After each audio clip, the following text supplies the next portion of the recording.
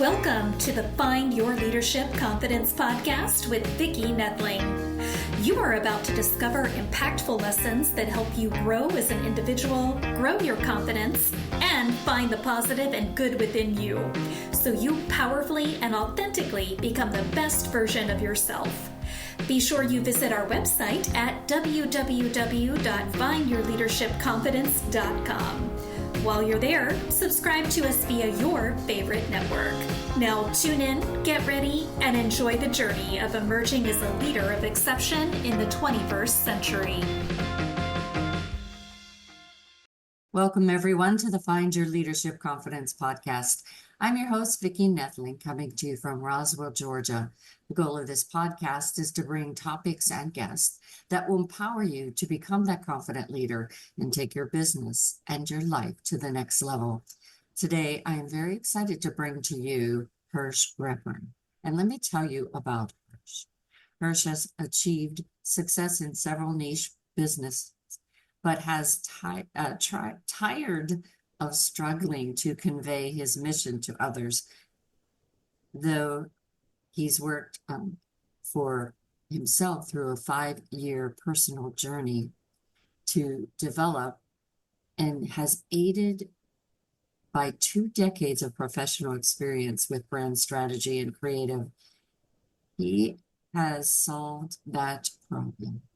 He is now a holistic brand therapist serving spiritual and conscious entrepreneurs who want to package their passions, talents, and skills into a high-value personal brand that's aligned with who they are. So we're going to talk about a subject you all know I love to talk about, and that is branding. The theme is going to be really what his advice to all of us is: to know yourself before you brand yourself. So please join me in welcoming my guest, Hersh Rephun. Thank you, Vicki. Thank you so much for having me on. I'm excited to talk about this. Yeah, we will get into this after I ask 2 easy questions, but this is really just a subject I know. Whenever I started a couple years ago with my podcast, the person who I am signed on to really teach me how to be a podcaster, the first thing we did was talk about brand before we did anything. So I know there is such an important part of the puzzle in brand. Yep. First 2 easy question. What part of the country do you live in? Where do you call home? I live in the Midwestern United States. I live in Iowa City. My wife's from here, and we moved back here from Los Angeles several years ago to raise our kids around family. We were both working in Los Angeles, she in the documentary film industry, and I was doing what I do now. I was doing branding, but I was based there in LA. So it's a very different yes. Culture in the Midwest, but I've now lived on the East Coast, West Coast, and Midwestern United States. Oh, that could be a whole podcast. Which do you like better? Oh, yeah. No, well, I love the West Coast. I really do. So, it's just a different vibe. It truly is. I've spent a lot of time there. It is. And, life is an adventure. I think, the idea of being in one place for, my whole life, or even my kids' whole childhood is not, necessarily, the only way to go, Yeah. I'm originally from Pittsburgh, and rather than going west, though, I'm south. Well, I noticed that you don't have a Roswell, Georgia accent. And I don't have a Pittsburgh accent either. No, that's it. And I don't have. I have, if anything, maybe a little bit of New York, but not completely. No, not too strong. No, not too strong. There is no accent in Florida. I would have actually guessed a little bit of Midwest. Maybe a little Chicago, maybe. Yeah, it's possible. We absorb the sounds of where we are. When I first started working, I was working for an accounting firm, and we had international clients, and I had a client that called quite often from England, and No. I started to get a British accent for a while. It's like Oh, you tend to pick up accents, but well, that's easy enough to have happen, love. Is to be mhm. around a British accent and just be like, oh, that's what I want. I want that. That's I used to do that all the time, being around British clients, yeah. and they took it in good humor, but I couldn't help it. It just felt Yeah, natural. it's true. So the second question is about your story. I always like because I give all these wonderful things that you're doing now, and people think, oh, I can do that tomorrow. So talk about the journey. What were some of those turning points in your life that made, really to help you discern where do you want to go and what do you want to do? And more importantly, why do you want to do this? Yeah, it's an interesting topic, Vicky, because I believe that, if we look back to our childhood and we think of a memory that, really stands out, and then Mhm. we draw a line to today, you know, and we've lived a whole bunch of experiences and all this stuff, the path to today is usually not a straight line. It's usually not when I'm in my 50s, I want to be a holistic brand therapist and help people find their personal voice and their message and make it all tie in with their life. Yeah. It was nothing like that. I thought about theater. I loved acting. I loved comedy. I loved writing funny songs.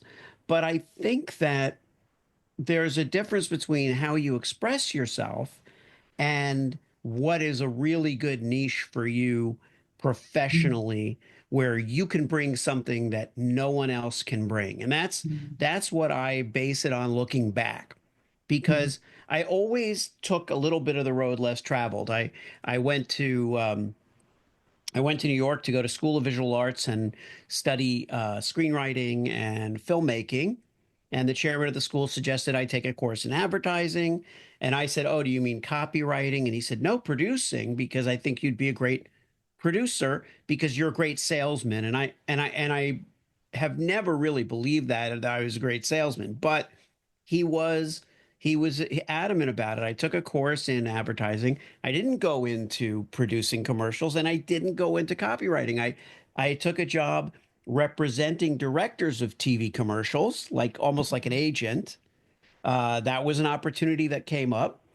And what I discovered at that juncture was I liked writing their bios. I liked pitching them to magazines. I loved the idea of championing the artist.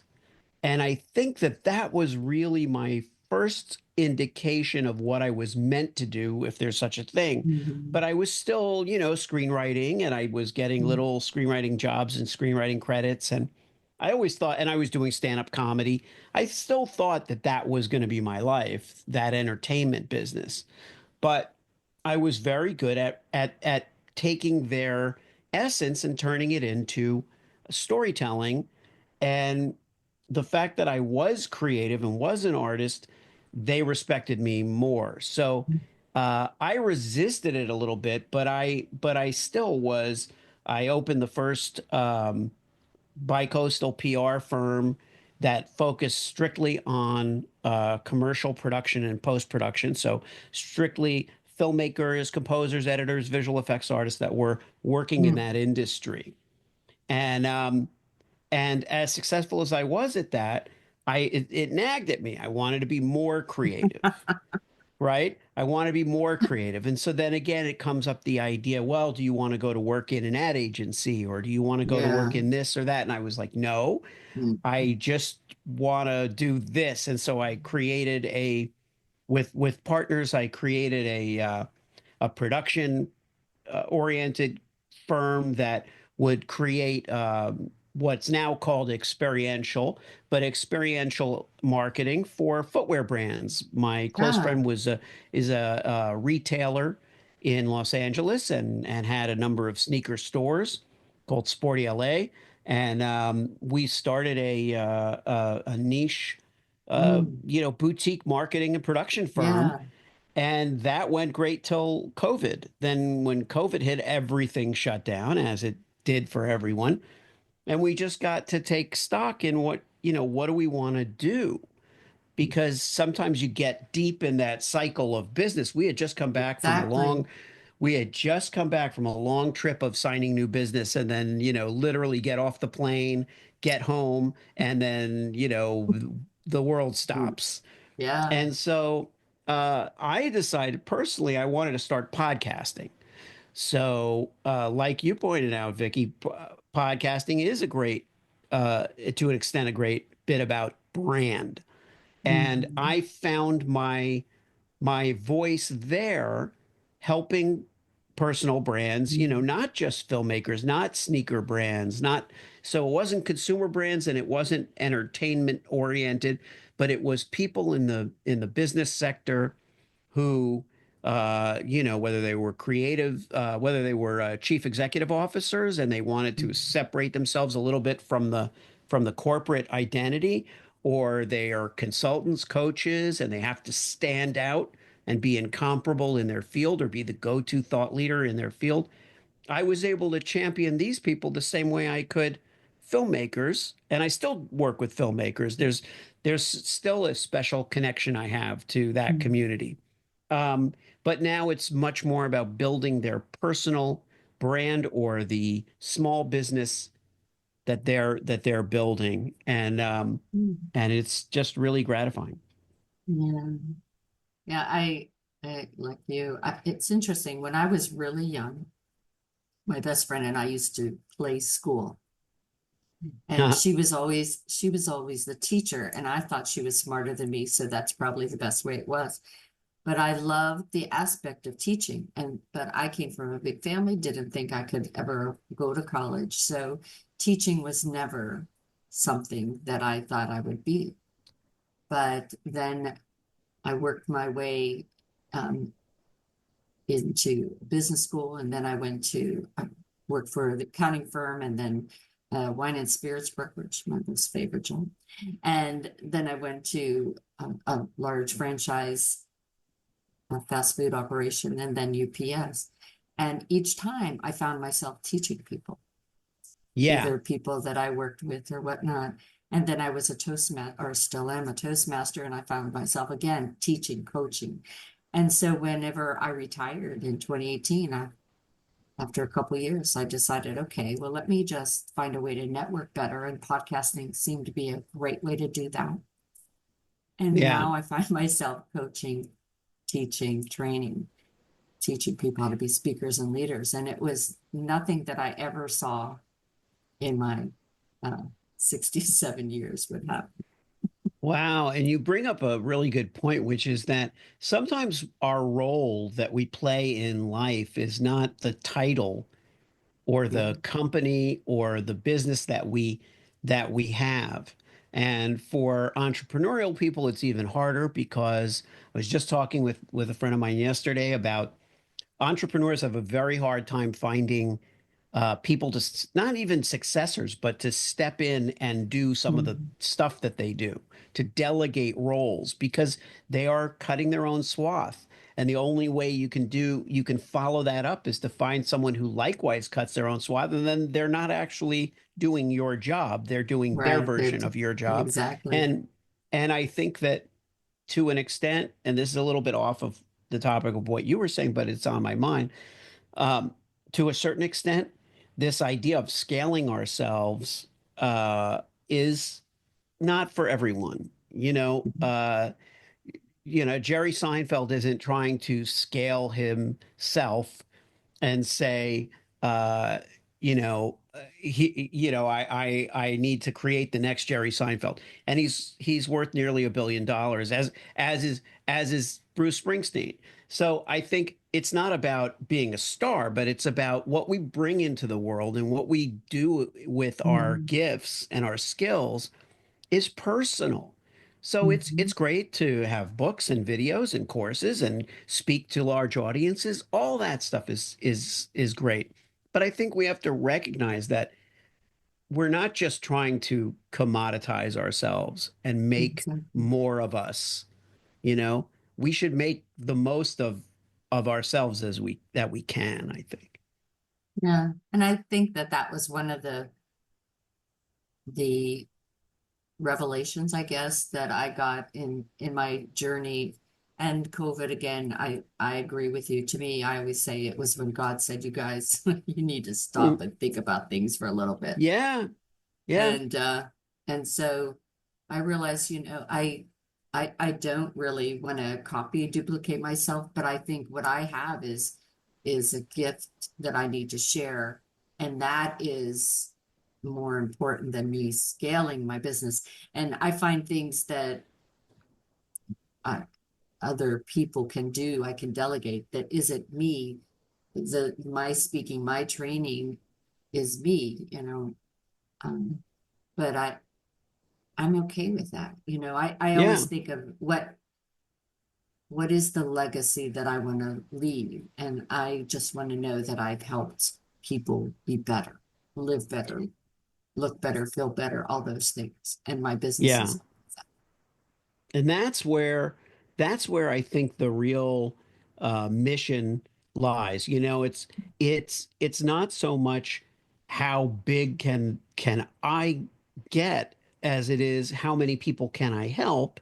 yeah. And so there, and I have a lot of clients who are, it's the brand is them, obviously. So they're not really trying to scale that so much as fully exploit it, utilize it, and make their reach what they want it to be. I talked to Mhm. someone yesterday whose goal is to, reach 1 million people and teach them how to network.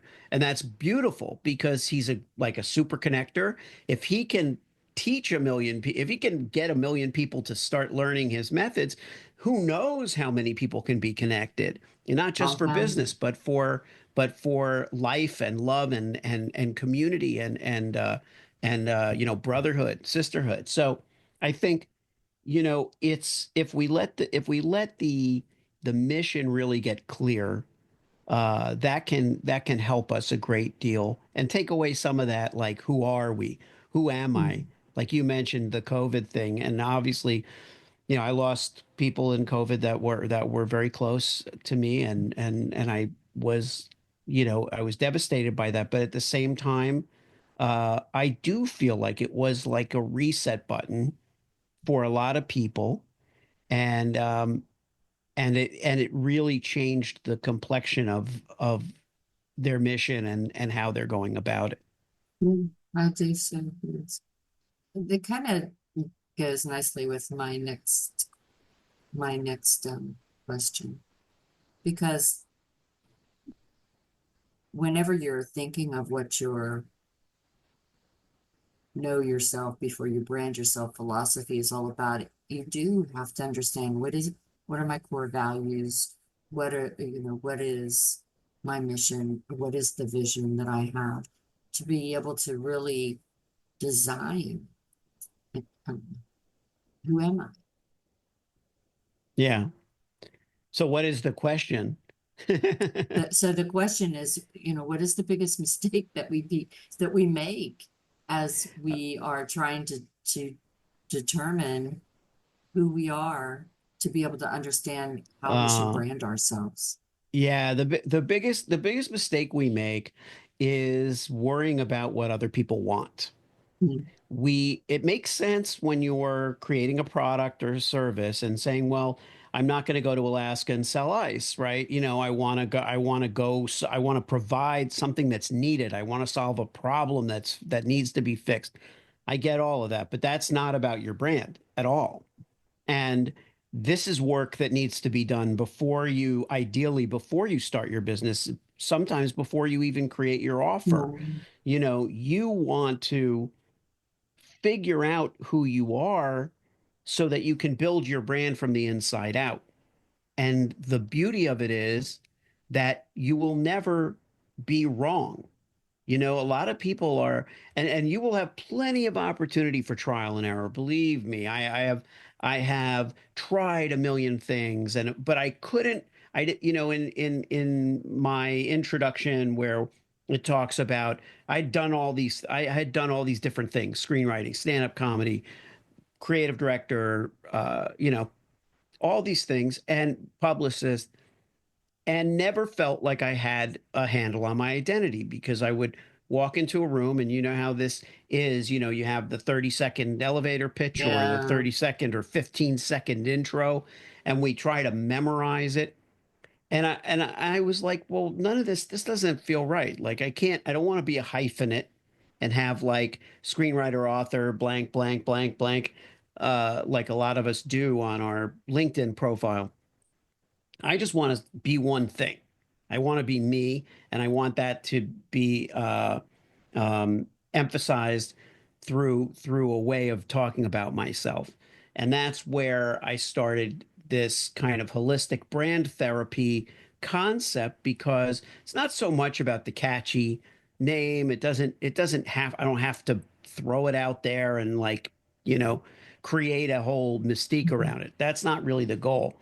It's that I recognize that I help people with their brands on a 360-degree, level.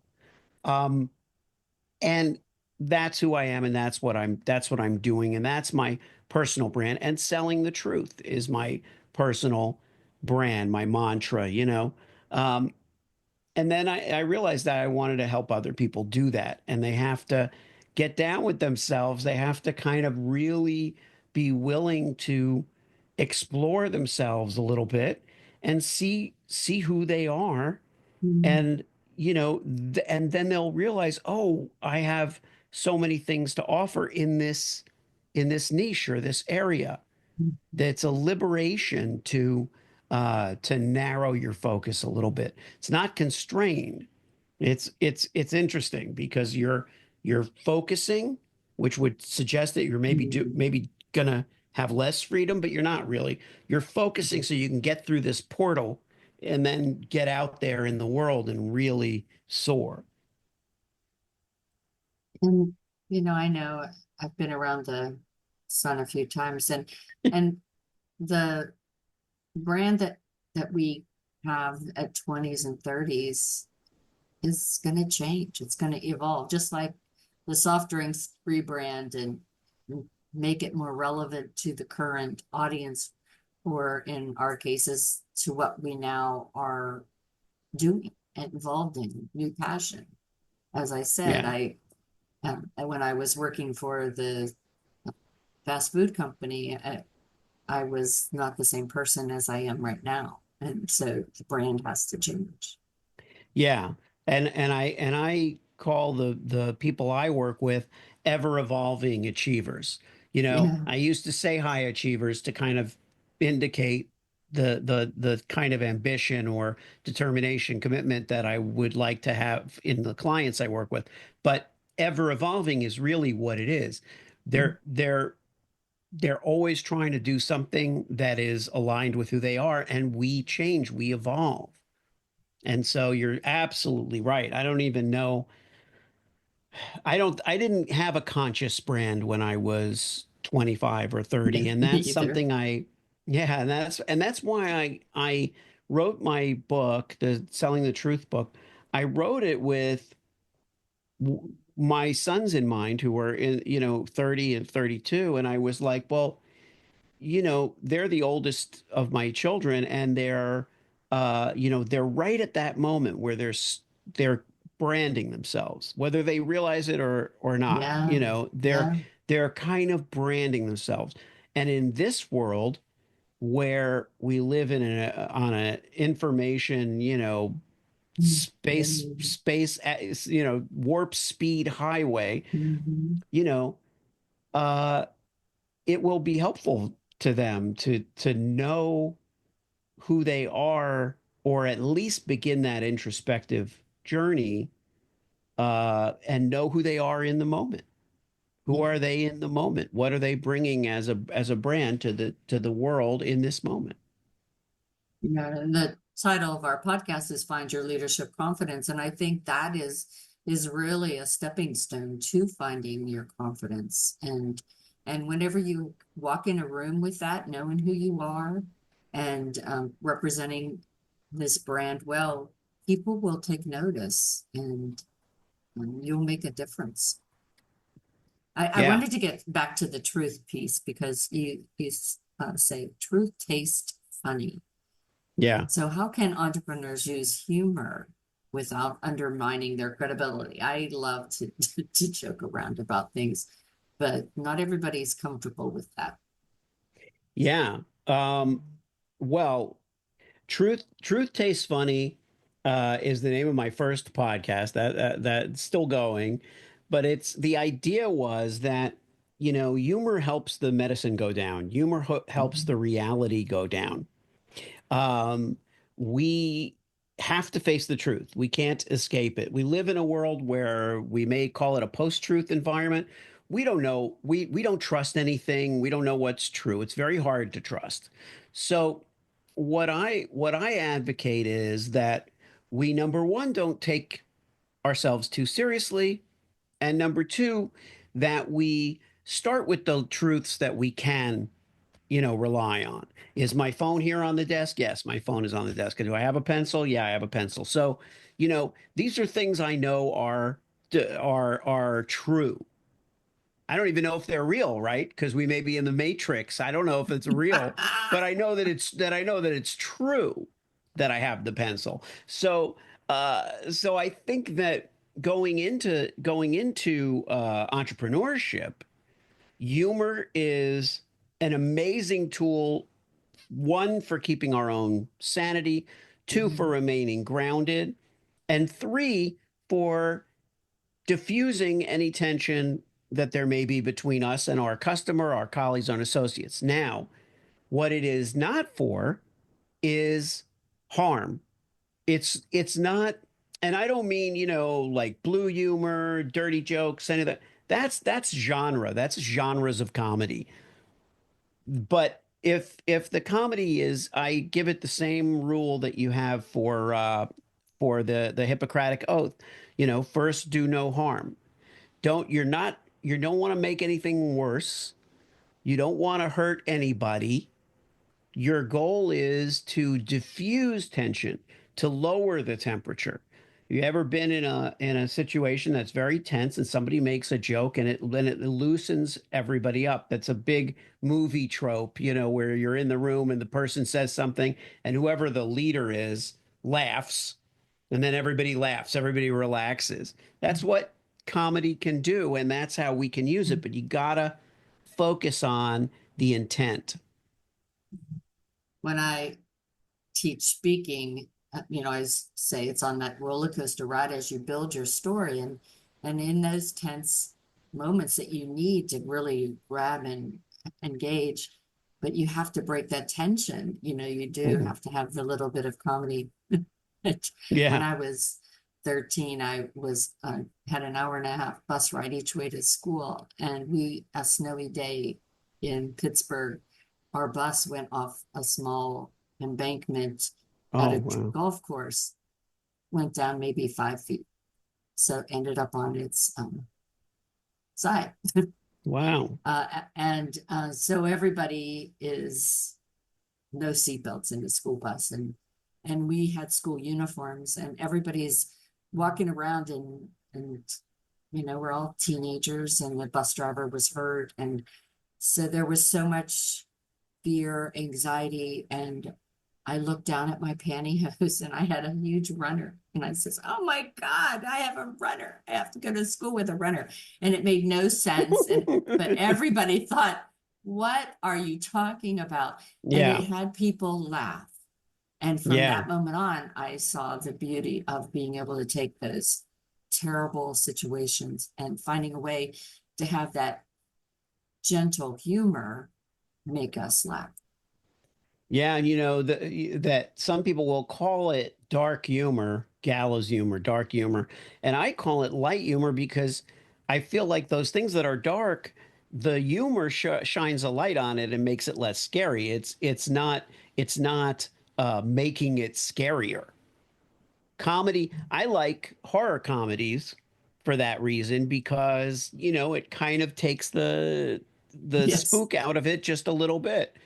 I like horror movies too because I like suspending disbelief. I like going into things that are not real and having that thrill because we'd rather get that than actually have horrible things. So it's like, it's two sides of the coin, and life is both sides of the coin, and we have to embrace both sides.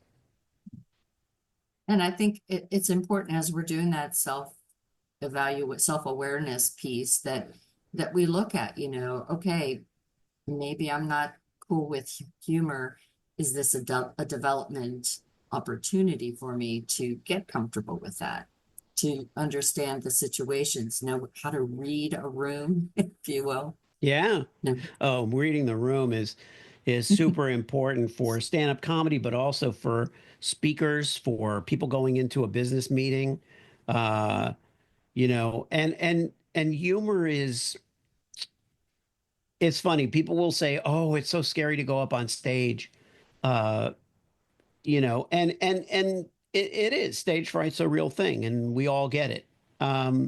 But the idea that we have to, we have to recognize is we're not afraid of humor. We're not afraid of the joke. We're afraid of not getting the laugh Yeah, or whatever, whatever the reaction is that their we're not, reaction. that we're, yeah, Yeah, we're afraid of yeah, that. So the joke is actually the cure.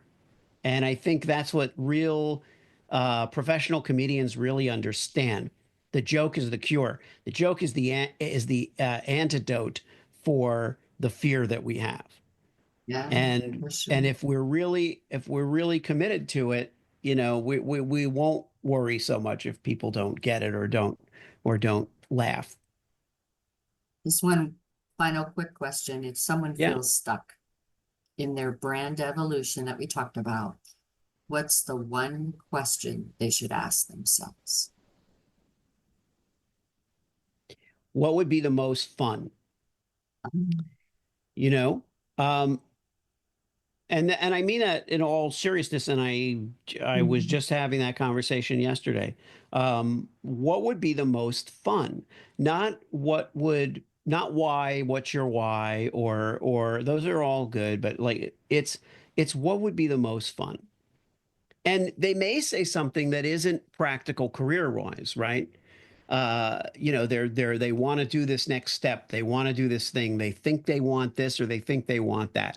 What it'll do is it'll shake them out of the doldrum of the pressure that they're under, because it isn't good to make these decisions under pressure. And if we feel like we're stuck, then we're under pressure to get unstuck. And none of that stuff is good. So a simple question to ask yourself is, what would be the most fun? Now they might say, I want to host a cooking show. That would be the most fun. And they're currently a CPA. The line between being a CPA and hosting a cooking show may be challenging, right? But that may open their mind to something, to a new direction, another step, and help them get out of that stuck mode. We need to think positively about something else that makes us happy, about whatever makes us happy, to get it out of that stuck spot.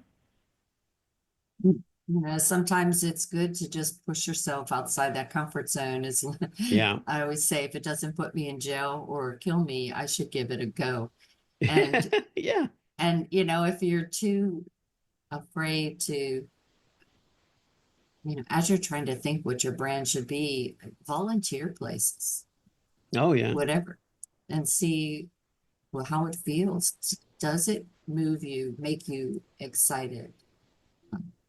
I remember when I started podcasting, one of my speaker coaches was totally against it. Oh, and for me, it's just helping to build my credibility in doing, the speaking gig and the leadership gig.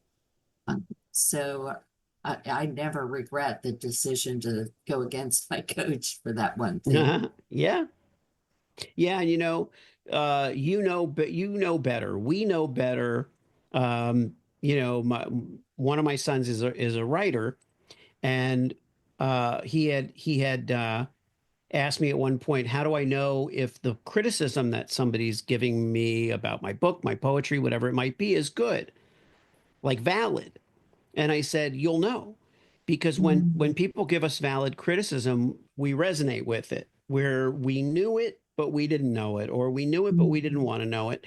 And that's really how we figure it out. So, we know deep down, and we need that perspective, I guess. Yeah. Well, time has flown by. You and I could chat probably for hours and hours on this. I so enjoyed this conversation, and I'm sure the Likewise. audience has as well, and would want to get in touch with you. So as always, I have a slide that has that contact information. If you're just listening, you can go to my YouTube channel, Vicki Noethling. Please do subscribe if you haven't already, as well as my findyourleadershipconfidence.com website. You could subscribe there too. All of the show notes will have the information that you need to be able to connect with Hersh. Again, for those that are just listening, the website is Hersh Rephun. Rephun. It's a tough one. That's a tough one. Rephun. Yeah, Rephun. Yeah, Rephun. So again, HershRephun.com. And then Facebook is Hersh.Rephun. Instagram is Hersh4, all 4 is a number 4. Okay. LinkedIn is Hersh Rephun, and YouTube is Hersh Rephun /videos with Hersh and Rephun have an initial cap. And his podcast that you do want to subscribe to is Yes, Brand, all caps. So Yes and Brand are all caps podcast. But if you just search Yes Brand, or if you search Hersh Rephun, you will find it. I'm going to turn it over to Hersh. He's going to talk to you about his call to action for today.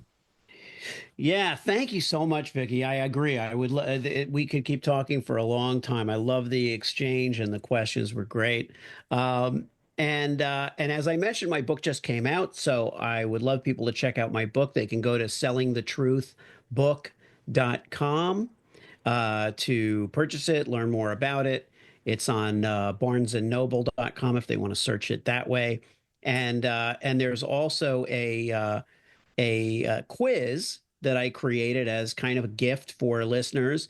It's a 60-second personal brand quiz, and you can get your holistic brand health score from that. It's Hersh dash, and then I think it's, let me look at it. This is just going to be the spelling. Yeah. AFITZENV.scoreapp.com. But if you go to my site, if you go to HershRephun.com, you will be able to see the quiz on there. I